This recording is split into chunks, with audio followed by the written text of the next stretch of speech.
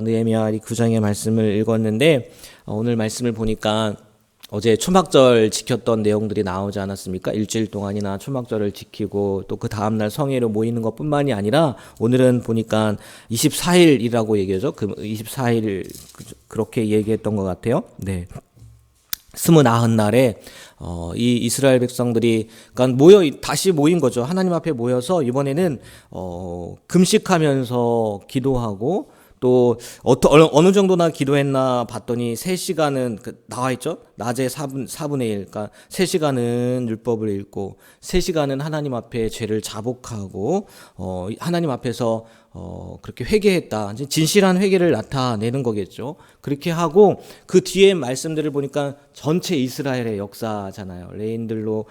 레인들이 백성들 전체를 대표해서 하나님 앞에 하나님 과거부터 지금까지 하나님께서 우리를 이렇게 지켜주시고 우리를 이렇게 인도해 주시고 이렇게 우리를 사랑해 주셨음에도 불구하고 우리가 이런 범죄를 저질러서 하나님의 마음을 아프게 하고 그럼에도 불구하고 다시 한번 하나님께서 우리에게 이런 회복의 역사를 주셔서 이것들을 다 기록하고 인봉합니다 라고 이렇게 오늘 느헤미야 9장 말씀이 여기 기록이 되어 있어요.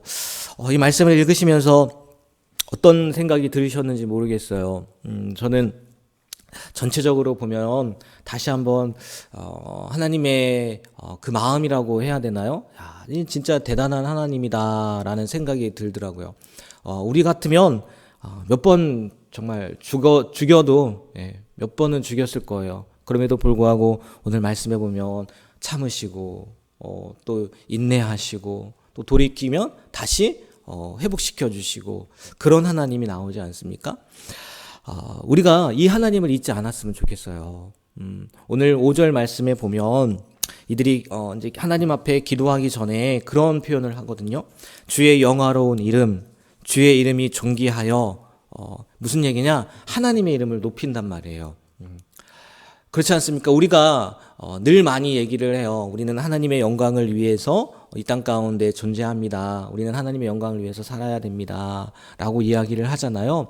근데 다시 한번 생각해 보셨으면 좋겠어요. 정말 나의 모습으로, 나의 행동으로, 나의 말로 하나님의 이름을 높이는 삶을 살고 있는지, 이들이 송축했던 것처럼 이들이 하나님을 높였던 것처럼 그냥 입술로만 우리가 높이고 있지는 않은지 교회에 와서 거룩하신 하나님, 사랑의 하나님, 자비의 하나님, 능력의 하나님 이런 말로만 하나님을 높이려고 하고 있지는 않은지 잘 생각해 보셨으면 좋겠어요. 왜 저는 이 말씀을 준비하면서 또 이렇게 말씀을 전하면서 마음에 걸리는 게 뭐냐면 자꾸 어제 있었던 사건들 때문에 그런 생각도 들더라고요.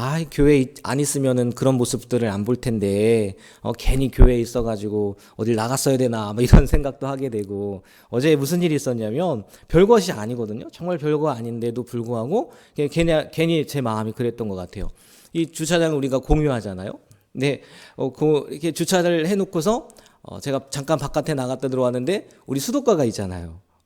그 수도가 물을 자기 마음대로 차를 세차하더라고요.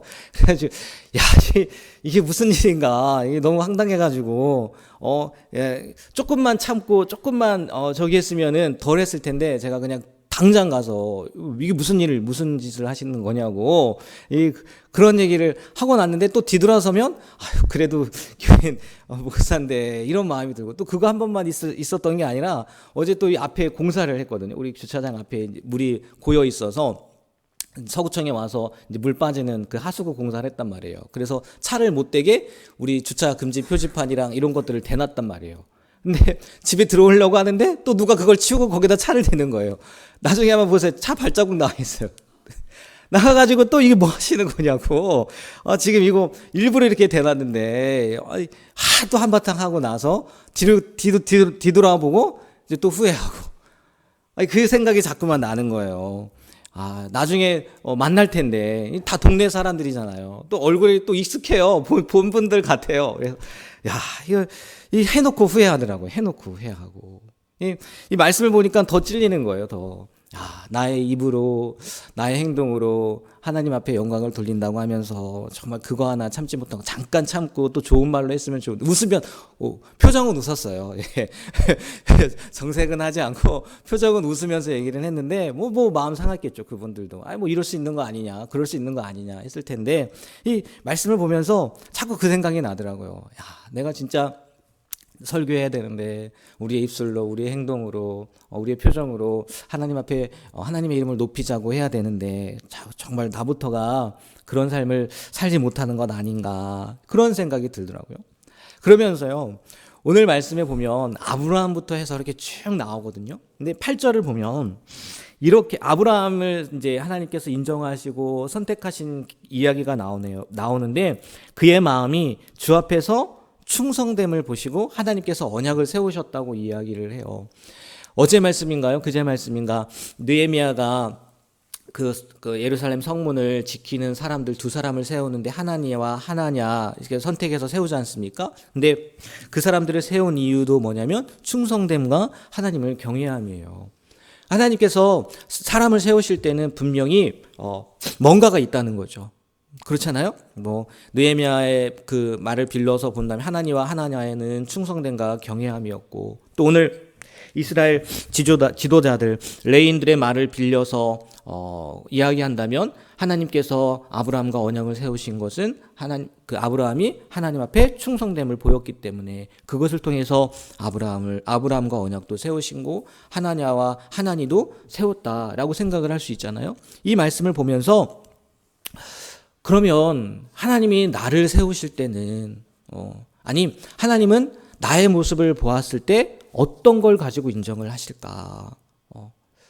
그런 생각이 들더라고요. 과연 하나님은 나의 어떤 모습을 보시면서 동우야, 이제 저는 목사니까, 김동우 목사야, 내가 너의 이런 모습 때문에 너와 언약을 세울게. 내가 너의 이런 모습 때문에 너를 들어 쓸게. 이런 생각이 들더라고요. 여러분들 하나님께서 들어 쓰신다면, 하나님께서 여러분과 언약을 세우신다면 어떤 모습을 가지고 언약을 세우실 것 같아요? 어떤 모습을 가지고 여러분들을 일꾼으로 세우실 것 같아요?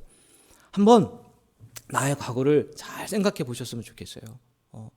아마 지금 이렇게 이 자리에 나와 있는 것도, 이 자리에 앉아 있는 것도 하나님께서 여러분의 어떤 모습을 통해서, 물론 하나님께서는요, 우리가 무엇을 하느냐 하지 않느냐 때문에 우리를 선택하시고 우리를 불러주시고 우리를 자녀 삼아주시는 건 아니에요. 그런데 하나님이 일을 맡기실 때는 어떤 모습이 있기 때문에 맡기시는 거거든요. 그렇잖아요. 하나님의 사랑은요, 모든 사람에게 열려 있어요. 그러나 하나님께서 쓰시는 사람은요, 분명히 그들마다 하나님이 보시는 무엇인가가 있다는 거예요. 과연 하나님은 나의 어떤 모습을 보시고 나를 써주실까? 아니면 나를 쓰고 계실까? 그것이 무엇인지 우리가 좀 생각해 봤으면 좋겠고, 그것을 찾으셨다면 하나님이 이런 모습을 통해서 날 인정해 주시나? 그러면 어떻게 해야 되겠어요? 그 모습을요, 잃어버리지 않았으면 좋겠어요. 그 모습을 빼앗기지 않았으면 좋겠어요. 저 보세요. 그런 모습들을 통해서 어쩌면 너 왜 그러냐, 좀 참지, 좀 인내하지, 내가 그래도 너 이런 마음 때문에, 이런 모습 때문에 내가 너를 선택했고 너를 불렀는데 왜 그거조차 못 참냐 라고 하실 수도 있잖아요. 오늘 이 말씀을 통해서 아브라함의 충성됨을 보시고 하나님이 아브라함과 언약을 세우셨다는 거, 하나님이 나의 어떤 모습을 보시고 나와 언약을 세우셨을까, 나를 세워주셨을까, 그것이 보인다면 절대 어느 누구에게도 빼앗기지 않았으면 좋겠고, 다시 한번 하나님 앞에 인정받고 하나님 앞에 쓰임받는 그런 귀한 우리의 삶이 되길 주님의 이름으로 축복합니다. 정말 우리가 잊어버리지 않아야 돼요. 오늘 말씀을 보면요, 17절 말씀은 한번 읽어볼게요. 물론 28절도 나와 있긴 하지만 17절 말씀 제가 길으니까 읽어드릴게요. 거역하며 주께서 그들 가운데 행하신 기사를 기억하지 아니하며 목을 굳게 하며 패역하여 스스로 한 우두머리를 세우고 종되었던 땅으로 돌아가고자 하였나이다. 그러나 주께서는 용서하시는 하나님이시라 은혜로우시며 긍휼히 여기시며 더디 노하시며 인자가 풍부하심으로 그들을 버리지 아니하셨나이다. 아멘.